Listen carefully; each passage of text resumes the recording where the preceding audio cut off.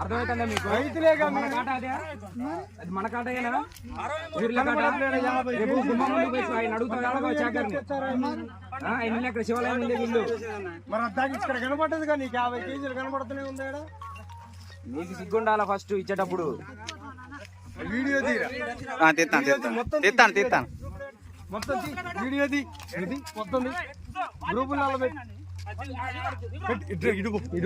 ఎదురుపోయి మొత్తం నలుగురు నాటకాలు తింటారు.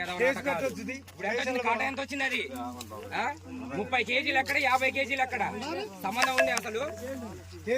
30 కేజీలు, 20 కేజీలు సగానికి సగం తింగుతాను. నువ్వు ఎక్కడి నుంచి వచ్చినావు? ఏ ఊరు? జూలూరు పాడికి చర్లకు సంబంధం ఉందా? 130-140 కిలోమీటర్లు అప్పరావు నొత్తాండు. అసలు సంబంధం లేదు. రైతులు ఇక్కడ మొట్టగుడికి పోతారా?